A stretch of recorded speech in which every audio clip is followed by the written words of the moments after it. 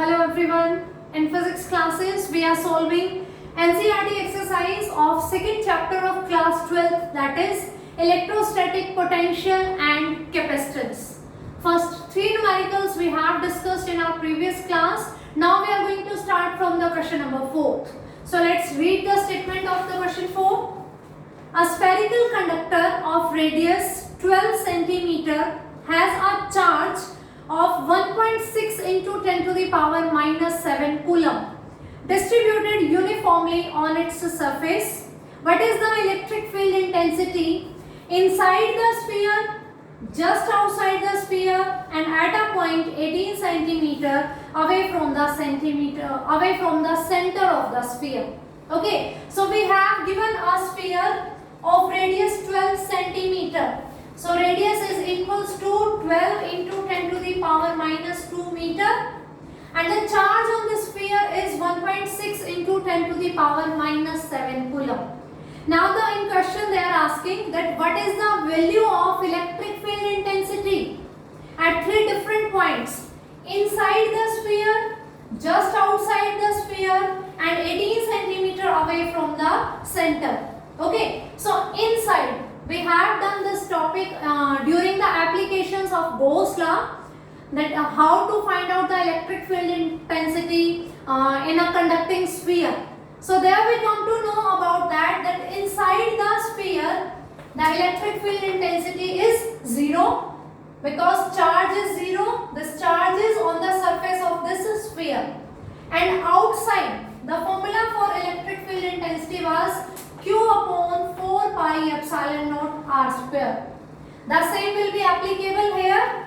The only difference will be E is equals to Q upon 4 pi epsilon naught r dash square. Because here they are asking about just outside. Just outside means on the outer surface of the sphere. Means we are on the surface of sphere. And 18 centimeter. Its radius is 12 centimeter. So 18 centimeter will be here some. Okay, this distance is 18 centimeter. So at this point they want to ask, just outside means its outer surface and inside. Inside a conductor electric field intensity is 0. This is 0. Just outside the sphere and at this distance, both will given by this formula. Okay, this thing we have discussed theoretically when we were doing the topics of Gauss law. Okay, you can revise that topic from those theoretical videos, and now we are going to solve this numerical using these formulas. So E is equals to part B. Part A answer is 0.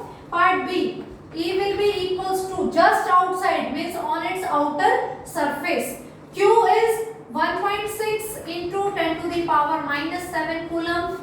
1 upon 4 pi epsilon naught means 9 into 10 to the power 9 upon r square. R is 12 into 10 to the power minus 2 square. It's very simple multiplications. You can do this calculation by your own, and on solving this thing we get 10 to the power 5 Newton per coulomb. Okay, don't write limit here, unit here. या तो सबके लिखो, otherwise don't write. Okay, so this is the value of Q. 1 by 4 pi epsilon naught is 9 into 10 to the power 9, and this is our radius of this one. Just outside means on the surface of it, so its value will be 10 to the power 5 Newton per coulomb.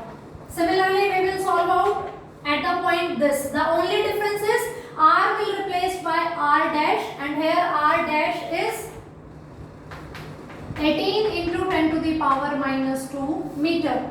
So charge is 1.6 into 10 to the power minus 7 into 9 into 10 to the power 9 upon 18 into 10 to the power minus 2 square. And on solving this thing, we get the value 4.4 into 10 to the power 4 Newton per coulomb. So this is the electric field intensity outside, just on the surface, and inside it will be 0. I hope this is clear to you, and for more details you can listen that class in which we have discussed the Gauss laws application when we were doing it for the sphere. Question number 5. A parallel plate capacitor with air between the plates, a capacitance of 8 picofarad. What will be the capacitance if the distance between the plates is reduced to the half and the space between them is filled with a dielectric substance having a constant values, dielectric constant 6. So we have a parallel plate capacitor, air is filled here, and we know the capacitance of a capacitor with air filled in between the plates is given by epsilon naught A upon D, where D is the distance between the plates, A is the area of each plate, epsilon naught is the absolute permittivity of air because air is filled here. Okay, so this capacitance is already given here and this value is 8 picofarad.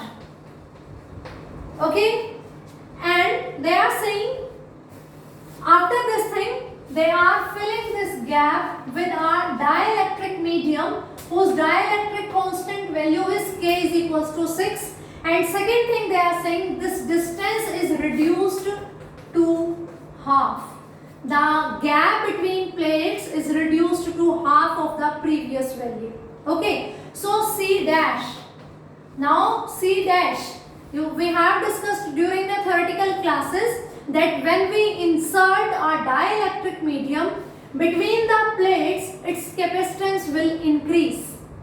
When we insert any dielectric medium in between the plates, its capacitance will increase and it will be K times the capacitance in the air for the same parallel plate capacitor. C naught is the capacitance of capacitor when air is filled there. When we are filling any dielectric medium in it, so its capacitance will be K times the C naught. K is given, but simultaneously a change is here, that the gap between plates is reduced to D by 2. Let's first put K. C naught is epsilon naught A by D dash because distance is also changed. So C dash is equals to K epsilon naught A. D dash is D by 2. The distance between two plates is reduced to half. This change is there. Okay. This is a relation, miss. When dielectric medium is inserted between the plates, its capacitance is going to be K times multiple, and K is the dielectric constant of that medium. So this 2 will shift into the numerator, 2K epsilon naught A by D. Now this thing, don't write this thing exactly here.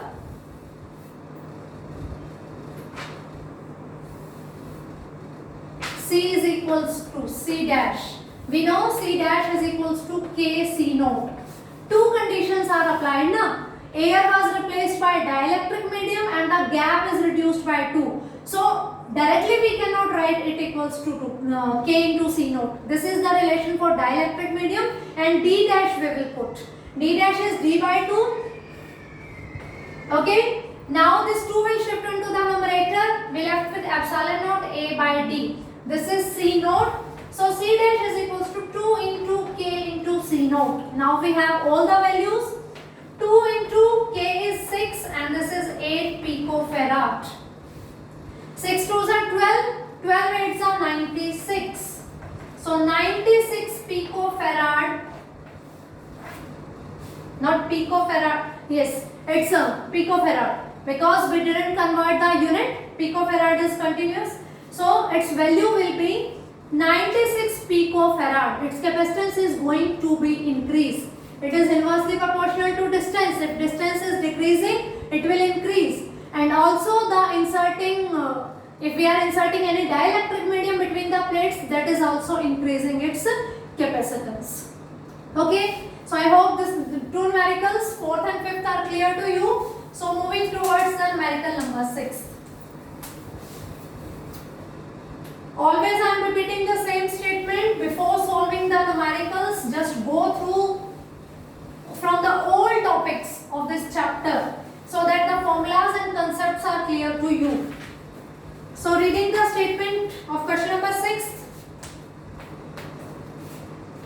capacitors, each of the capacitance 9 picofarad. Okay, and we have 3 capacitors. They are connected in series like this. What is the total capacitance of combination? And the part B is, what is the potential difference across each capacitor if the combination is connected to a 120 volt supply? Okay, so we have 3 capacitors in series, C1, C2, C3.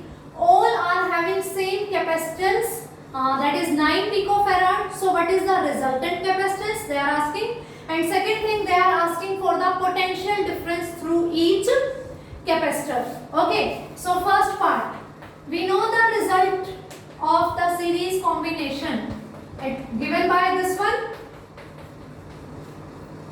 1 upon Cs. The resultant capacitance in the series combination will be equals to 1 upon C1 plus 1 upon C2 plus 1 upon C3. All the values are equal. C1 is equals to C2 is equals to C3 is equals to C. That is 9 picofarad. 1 by C plus 1 by C plus 1 by C, that is 3 by C. So Cs will be reciprocal of this, C by 3. 9 picofarad by 3, that means 3 picofarad. So the resultant capacitance will be 3 picofarad. Okay, now the second part, they want to ask about the potential. We know when we are connecting all the capacitors in series, Q will remain same through all the capacitors, and it is given that their capacitances are also equal. Q is equals to CV, V is equals to Q by C. Okay, so for first capacitor it will be Q1 by C1. For second capacitor it will be Q2 by C2. For third it will be Q2 by C3. Now in the given numerical, because they are connected in series, so Q1 will be equal to Q2 will be equals to Q3, and C1, C2, C3 are also given equal. Okay, all are equal, so the given potential when they are connected with a battery of 120 volt, so we can say the given potential is going to be divided into the 3 equal parts. V1 equals to V2 equals to V3, because all the Q's are equal. Why Q's are equal? They are connected in series, and when capacitors are connected in series, their charge remains same, potential will be different. But here the capacitances are also given equal. Q and C all are given equal to each other, so V1 equal to V2 equal to V3. So it will be equals to 1/3 of the V. So it will be 120 upon 3, that is 40 volt. V is equals to Q by C. All the capacitors are having same charge, same capacitance. So potential will be distributed in 3 equal parts. So 120 upon 3, it will be 40 volt. And the series combination capacitance will given by this formula. We have put this thing. I hope this is also clear to you. So next numericals we will do in our next class. Thank you.